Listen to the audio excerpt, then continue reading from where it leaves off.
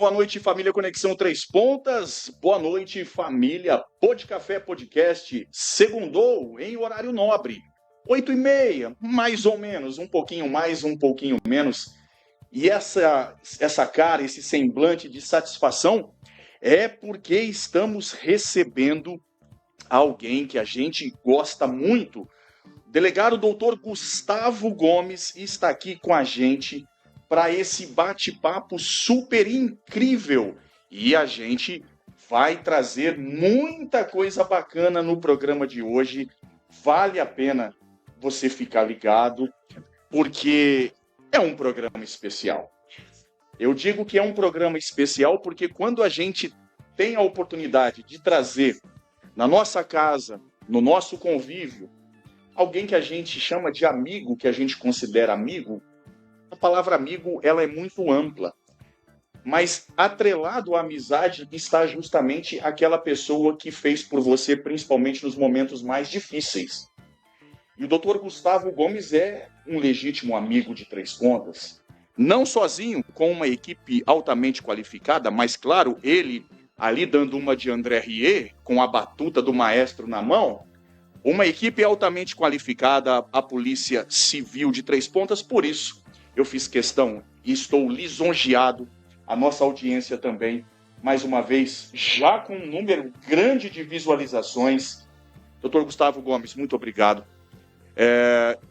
Eu reiteradamente falo do quanto eu sou fã do seu trabalho, da pessoa que o Dr. Gustavo é, do roqueiro que o Dr. Gustavo é. A gente vai falar também de coisas pessoais. Vocês estão achando que é só assunto sério, de segurança, da polícia? Não, vocês vão conhecer hoje um outro lado desse cara que é muito bacana.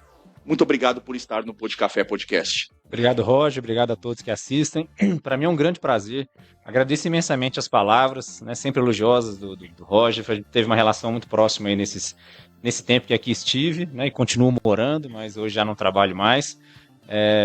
Fico muito feliz, né, de poder conversar de maneira informal. Eu sou um assíduo frequentador do podcast, já assisti outros convidados. Gosto do gênero, sou consumidor desse tipo de serviço. Estou à disposição, bater um papo, mostrar um outro lado, né? Eu acho que a segurança pública é extremamente importante, mas antes disso existe família, existe relações pessoais, e essa base é que permite tranquilidade para que a gente possa trabalhar sério, produzir bons resultados, como graças a Deus a gente conseguiu produzir nesses 5 anos que aqui estive. Gente, o programa está só começando. Você pode mandar a sua pergunta, a sua mensagem de agradecimento. Você pode mandar crítica também, afinal de contas, ninguém é perfeito, a não ser Jesus Cristo, nosso Senhor e Salvador. Pode mandar a sua mensagem que a gente vai ler, que a gente vai bater um papo. Claro, né, desde que seja algo sempre muito construtivo, a gente vai trilhar por esse caminho onde a fumaça do café vai durante 1h, 1h30, mais ou menos, um bate-papo muito descontraído, alto astral, para deixar a sua segunda-feira mais animada, mais alegre, mais informativa. Deixa eu aproveitar, lembrar que nós não somos ilha, né, gente? A gente não consegue fazer nada sozinho. Nós temos aqui os nossos apoiadores. Deixa eu mandar um abraço para esse eterno parceiro de uma vida toda, Dr. Luiz Roberto Laurindo Dias, médico do coração.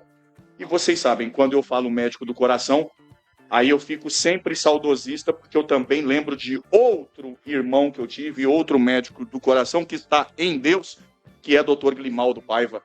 Esse mora no meu coração para o resto da vida e também no coração dos Três Pontanos.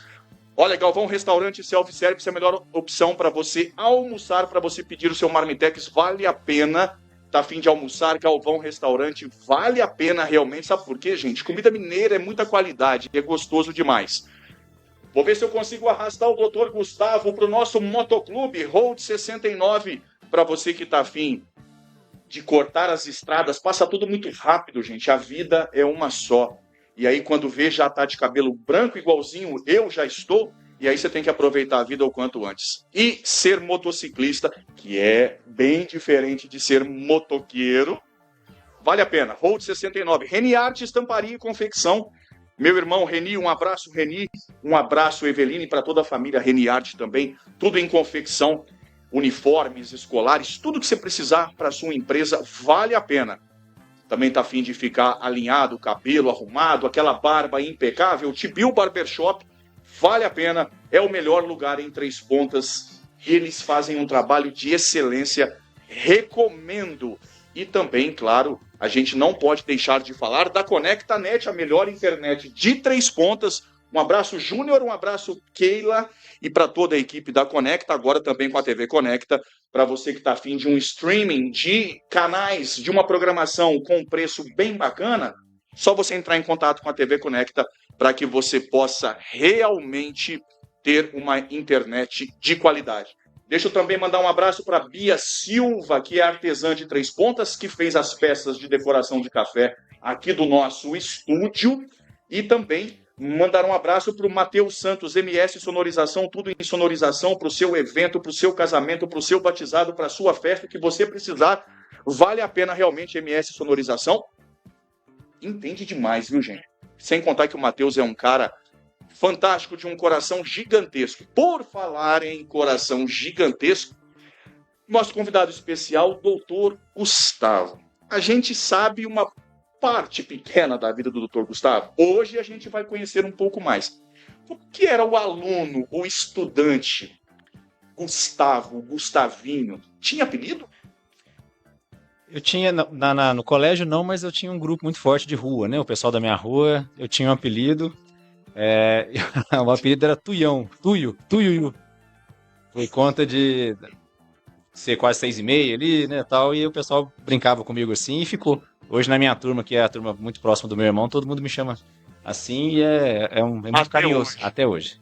Cara, essas amizades de infância a gente carrega para a vida inteira. Eu tenho os meus amigos do Alto do Mandaqui, dos bancários, Santana, Zona Norte, lá em São Paulo, o meu reduto, que saudade de todo mundo lá. E hoje tá cada um num canto, né? Assim, o pessoal de infância que é bacana por conta disso, né? Tempos que não voltam. E eu não sei se o Dr. Gustavo sente isso. Quando eu volto lá pro meu cantinho, lá, o meu berçário, é estranho, porque as pessoas já não estão mais lá, já cresceram, têm suas vidas, suas famílias. A arquitetura mudou tudo. Então a gente fica um pouco refém, órfão do que a gente viveu. Eu sou nascido em São Paulo, né? Estado de São Paulo, São Bernardo do Campo. Mas não é a minha base lá não. Lá eu fiquei só até os 6 anos, né? Ainda muito pequeno. Aí a gente veio para Três Pontas e foi aqui que tudo aconteceu. Né? O meu pai era advogado, ele passou no concurso do Ministério Público, veio para Minas, foi para o norte de Minas.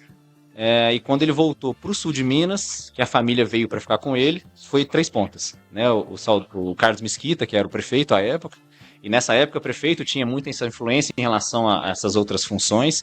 Ele veio na gestão do Carlos Mesquita, permaneceu aqui por 3 anos. Né? E aí a gente veio, e aí eu comecei a história com Três Pontas. Né? Depois meu pai foi a Pouso Alegre, a família foi junto, né? Eu, minha mãe e meus irmãos. Meus pais se separaram nesse período. Meu pai foi a Belo Horizonte, seguir carreira.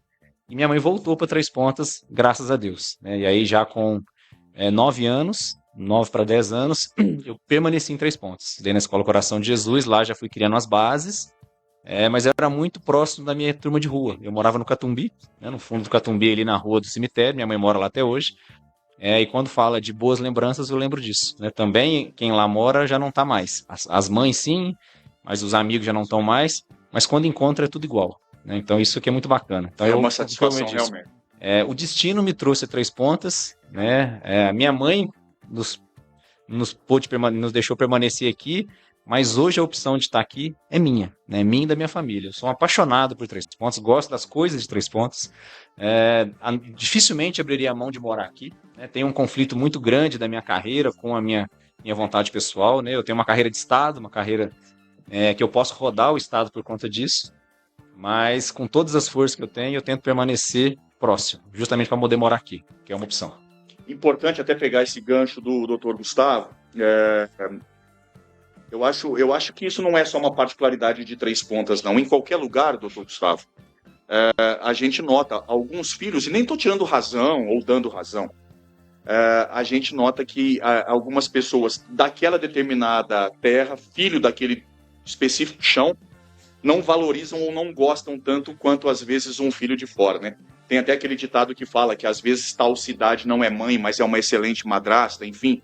Eu também quero testemunhar aqui, mais uma vez, o meu imenso amor por Três Pontas. Uma honra ter recebido do saudoso, falecido José Henrique Portugal, enquanto vereador, o título de cidadão honorário transpontano. Dr. Gustavo também tem uma série de honrarias também, nada além da meritocracia. Eu tenho certeza que isso também alegra muito o coração do Dr. Gustavo. Mas e na fase da escola? Era um aluno arteiro? Fazia o que na hora do recreio? Não, eu sempre fui muito tímido, né? Timidez é uma característica minha. Eu falo, o pessoal me conhece na função pública, né? E dando entrevista não percebe esse traço. E eu costumo brincar que é porque eu criei um personagem para trabalhar, né? Não é a minha figura ali. Eu sou muito tímido, né? Quem conviveu comigo na escola, né? Vários devem estar assistindo aí, sabe disso. Eu sou quieto demais, aquela pessoa muito quieta. Nunca fui um bom aluno, sempre mediano, né? Nem lá nem cá, sempre na base, nunca fui chamando muita atenção.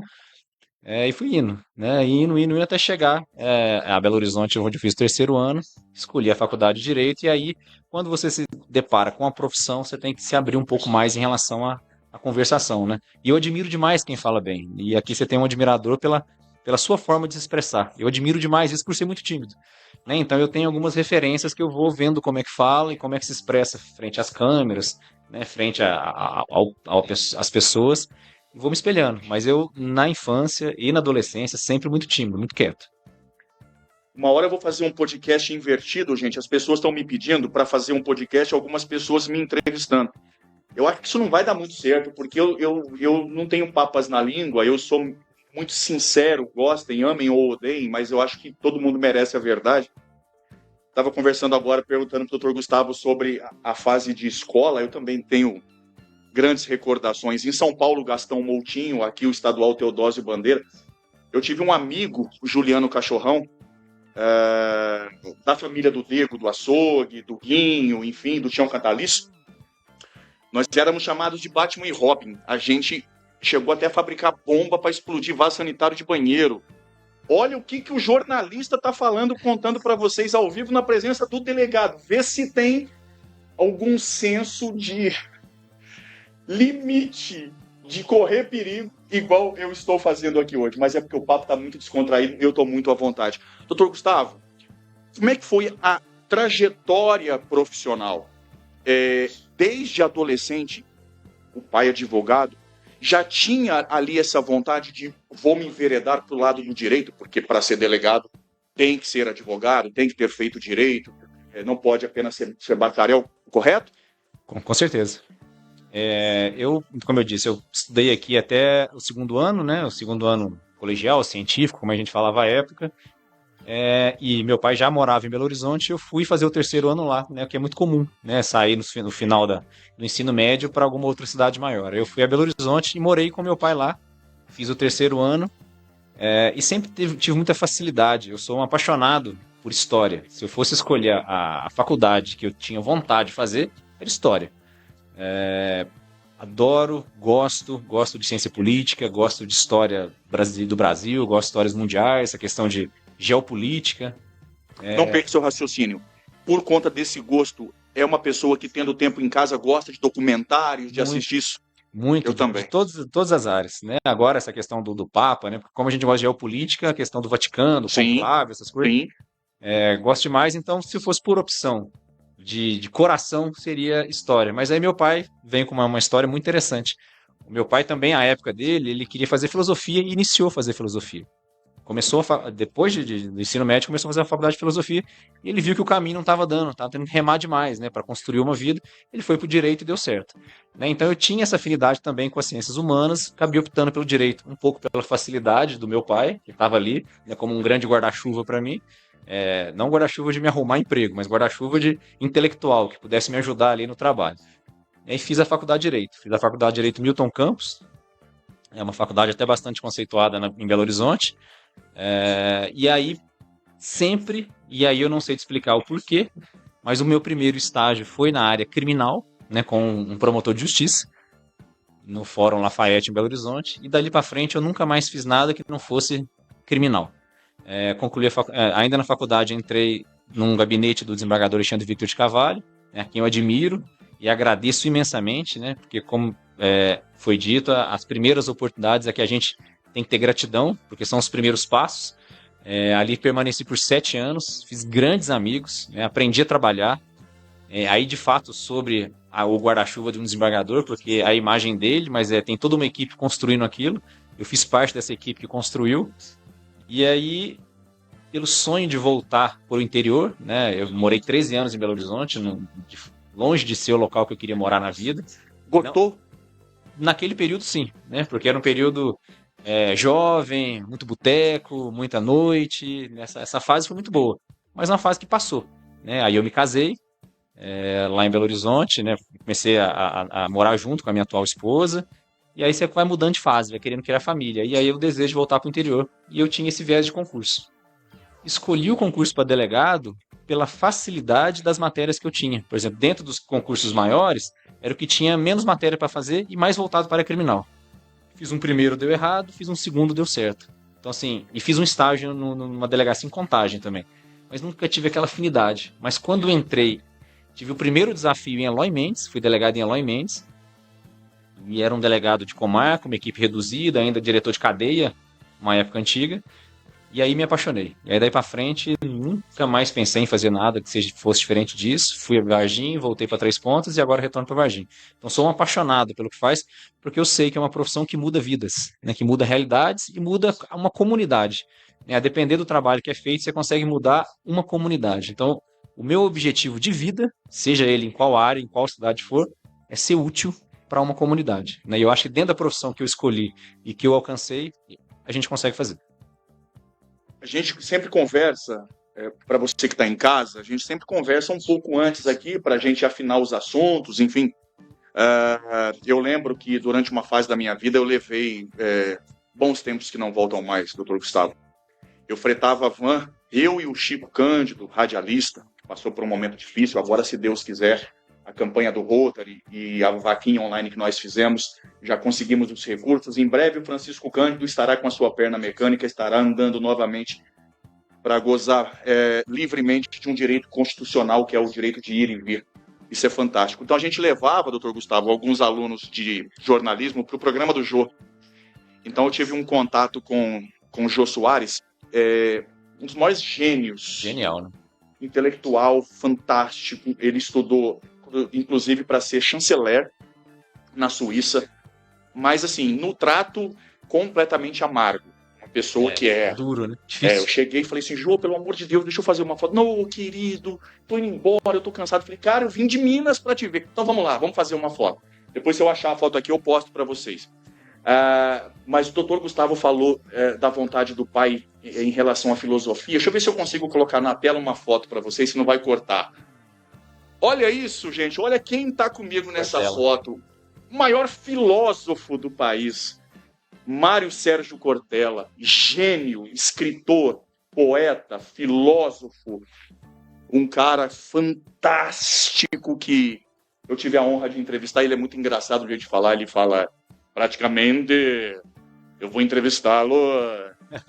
E você pega os trejeitos do Mário Sérgio Cortella. Eu tô colocando essa foto para já te perguntar: tem algum livro de cabeceira? Hoje muito menos, né? Livro, eu tô numa fase hoje, uma fase que eu tenho trabalhado mais o lado espiritual, né? Então eu tenho me dedicado ao estudo do espiritismo. Né? Então os meus livros são todos a doutrina espírita ali, o livro dos espíritos, os livros... que a gente chama de Pentateuco básico, dos 5 principais.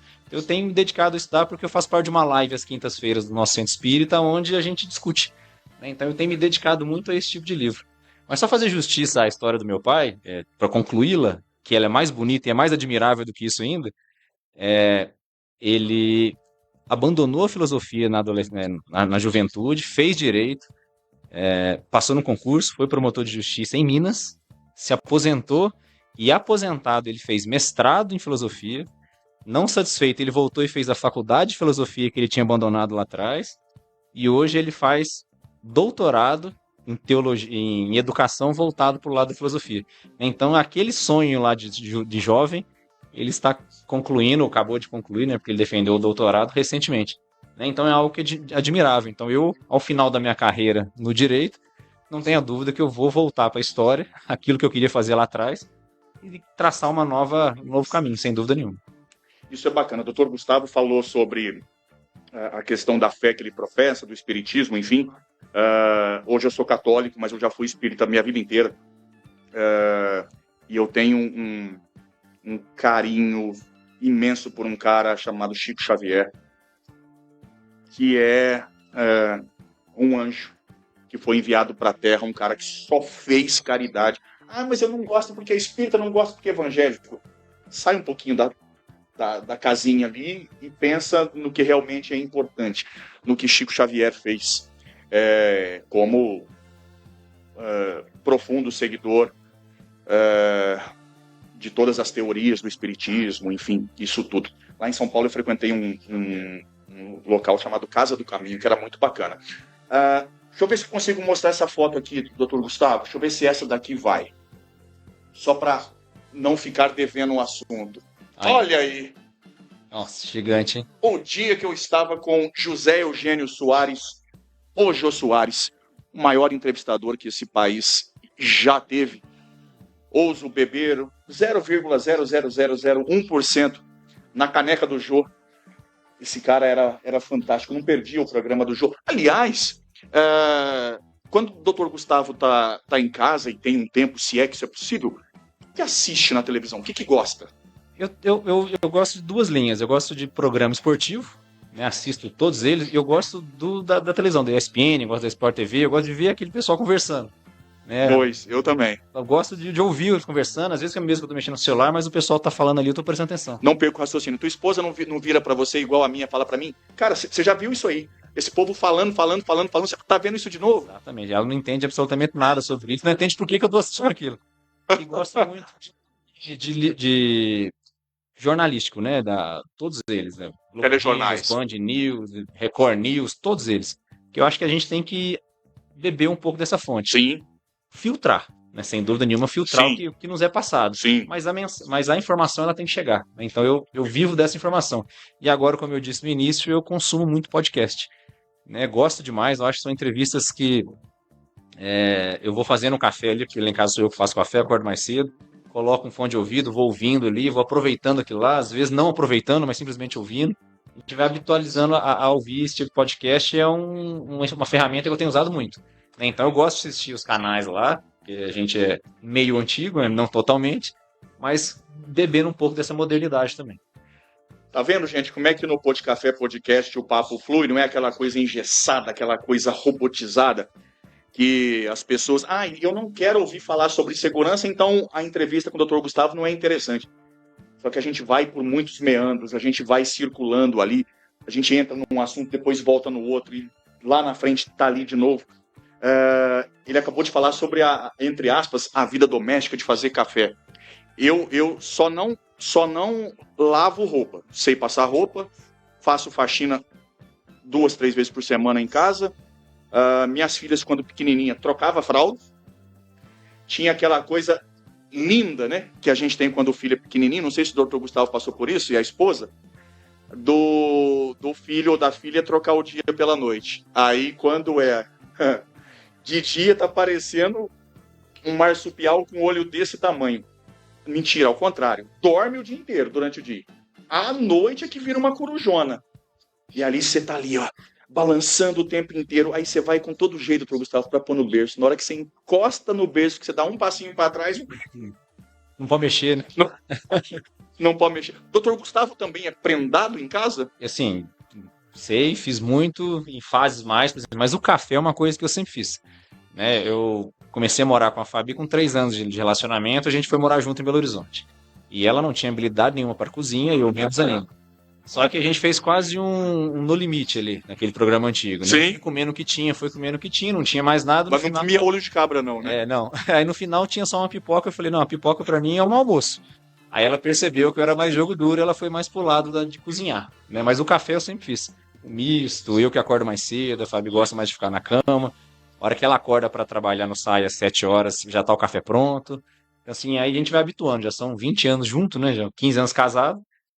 Então essa parte eu faço bastante, né? No final de semana também lavo louça, eu acho que faz parte. A gente tem que estar presente. Sim. Né? E presente dentro do que é necessário. Né? Tem gente que tem mais habilidade para cozinhar, mais para lavar, mais para buscar as coisas fora de casa. Sempre tem função para todos. Sim. né? Eu, felizmente, sou um privilegiado de me relacionar com a Fabi, com quem eu já estou há 20 anos. Ela tem uma gerência sobre a casa impressionante, inclusive sobre mim, né? Eu participo dessa gerência, ela que é essa parte financeira, eu brinco que eu nem... Ela me dá uma mesada de R$ 50 por semana, que eu posso gastar sem prestar conta. Fora isso, tem um regramento. Então, ela faz toda essa parte gerencial lá de casa, então, ela domina bem e ela vai me dando tarefas, sejam elas fora de casa, comprar pão, ir no Moacir com a lista pronta, né? Enfim, eu também não tenho esse discernimento todo, e dentro de casa também, mas é tudo sob comando. Gente, que bacana, gostoso demais. Deixa eu aproveitar e mandar aqui alguns alôs para a nossa audiência aqui, que está muito legal, está muito bacana, tem mensagens chegando aqui. Maria Santos, boa noite, que Deus abençoe sempre o senhor, doutor Gustavo. Jefferson Sidney Bernardino, boa noite. Renata, minha primeira dama, excelente, doutor Gustavo. Fato, e outras mensagens que a gente vai ler daqui a pouco. Quem quiser também mandar mensagem no meu WhatsApp, gente, pode mandar, fica à vontade, tá? 99975 4248. O Matheus está perguntando o seguinte, doutor Gustavo, cadê a pergunta? Bairro Morada Nova, Aristides Vieira, bem como boa parte da cidade, está com um número muito elevado de andarilhos e meliantes, andando por toda a cidade com um acréscimo notório nesses bairros. O número de pequenos furtos vem subindo bastante. Qual o plano que a polícia de Três Pontas tem para repressão nesse caso? Primeiro, saber se de fato, não no achismo e com os números ali embaixo do braço, se isso vem aumentando mesmo. Vem, né? O que a gente percebe muito, e é muito claro quando você anda pela cidade, você vê furto de fio, né? Essa fiação caindo dos postes, isso tudo é furto porque é trocado em ferros velhos por dinheiro, cobre. Existe um grande problema que é a droga, né? A droga, ela é um problema que assola o mundo inteiro, né? A gente pensar uma atuação só da segurança pública em relação a isso é saber que vai perder, né? É preciso uma conjunção de fatores e não é rápido, né? E aí, de fato, falta uma organização nacional sobre isso, né? Entra governo, sai governo, muda-se os planos, muda-se as ações e o problema não diminui. A gente tem um problema legislativo em relação a isso, né? Se endurece as penas, se amenizam as penas, se o uso de droga é crime, se o uso de droga não é crime, se o tráfico se não é. A população, de fato, não sabe como lidar com isso, e ela aumenta no sentido de que o problema econômico também vai gerando esses pequenos furtos. Também a gente tem. Toda vez que tem oscilação econômica no país, a gente percebe esse tipo de coisa. E não é que exista desemprego. Até Três Pontas existe uma falta de emprego. Mas existe um comodismo em relação a algumas verbas sociais que vão acomodando famílias e pessoas, né? Então essas verbas não são suficientes e aí começa-se a esses pequenos furtos endêmicos. Então, assim, do ponto de vista da investigação, que é o lado da Polícia Civil e da Segurança Pública, ele tem sido reprimido de maneira que é possível, né? A gente não está em todos os locais ao mesmo tempo, mas a tecnologia tem nos ajudado. Câmeras, as câmeras particulares, a presença um pouco da Polícia Militar ostensiva, né? Ela tem a sua função também, mas essa repressão ela existe, não é suficiente, não é nem em Três Pontas, nem no Brasil inteiro, mas ela não pode parar. A gente não pode abandonar e falar assim, eu prendo o traficante, a justiça solta. A gente entrar nesse argumento fácil, a gente vai deixar de fazer uma coisa que é função nossa. A nossa função é prender, que sigamos prendendo. Se a justiça, ou seja ela qual instância, ou o legislativo, porque a justiça cumpre aquilo que a legislação manda, opta por isso, a gente tem que seguir, né? Então, o problema é muito mais complexo e muito maior, mas ele tende a agravar quando a gente entra em momentos econômicos piores. É uma questão sazonal. A gente pode dizer, por exemplo, também que em épocas mais festivas, proximidade de Natal, de Carnaval, Dia das Mães, Dia dos Pais, que o movimento no comércio aumenta. Teoricamente, hipoteticamente, esses casos também inflamam, aumentam um pouquinho ou não há um estudo sobre isso? Eu diria, em vez de sazonal, eu diria crime de oportunidade, né? Quanto mais oferta tem de objetos com facilidade de levar, naturalmente o autor, né, o autor de crime tem mais facilidade para isso. Né? Então, cabe à segurança pública dificultar. Inviabilizar não tem como. Né? A gente não tem estrutura, nem é possível fazer isso, no mundo não se faz. Mas é possível melhorar a presença. Né? E aí a gente trabalha nesse sentido de aumentar a presença pessoal e aumentar a presença tecnológica.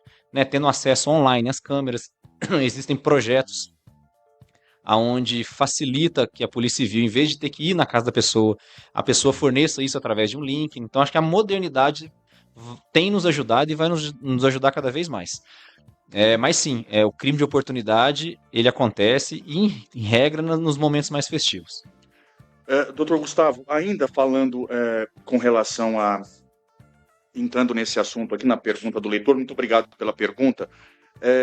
Quais eram, em termos estatísticos, se é possível me responder isso, ou qual era o cenário da violência, da criminalidade, quando o doutor Gustavo, com toda essa equipe competente, começou a trabalhar, e como está no momento em que o doutor Gustavo deixou a função? Em números absolutos eu não saberia te falar, mas o que eu acredito que aconteceu é que com a maior divulgação dos trabalhos feitos, com a maior visibilidade das ações policiais e, de fato, com a maior ação policial, né, e sem dúvida elas aumentaram, a população teve uma sensível melhora na sensação de segurança. Os crimes não deixaram de acontecer, eles foram mais apurados em algum momento, mas outros também não. Por exemplo, certamente alguém vai postar alguma coisa aí e eu não tiro a razão de algum crime que não foi apurado. Né? A gente apura por alguma circunstância, né? O que está mais fácil de apurar, o que tem maior impacto financeiro. A gente vai optando por isso em razão da ausência de estrutura. Mas, sem dúvida, do início dos trabalhos, né, do meu trabalho em Três Pontas, para agora a gente melhorou alguns canais. Por exemplo, um crime que aumentou no Brasil, por conta da melhoria do atendimento, a violência doméstica. A violência doméstica, na minha análise, no meu estudo, ela sempre existiu desde os tempos mais primórdios. Ela foi menos apurada, menos informada, havia uma vítima mais amedrontada. Hoje ela tem mais informação, ela tem mais canais de contato, ela tem mais acesso à responsabilização e naturalmente, esse volume de crimes identificados e responsabilizados aumentou demais. Então, Maria da Penha, né, o que a gente fala, violência doméstica, crime envolvendo a Lei Maria da Penha, esses foram mais apurados. E esse, mais ou menos, chega a ser 50% de tudo que se apura em uma delegacia. É o que tem mais impacto? Não. Uma grande apreensão de droga tem mais impacto, uma prisão de uma organização criminosa no crime rural tem mais impacto, mas o que a gente tem mais volume, por exemplo, é violência doméstica.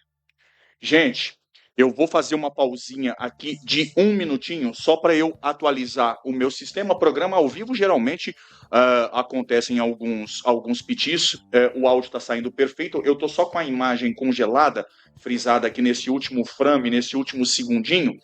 Me deem aí 1 minutinho, como se fosse um intervalo, como se a gente fosse ali fazer um xixi rapidinho, a gente já está voltando para a segunda parte do Pod Café especial com o Dr. Gustavo. Não saia daí que a gente já está voltando.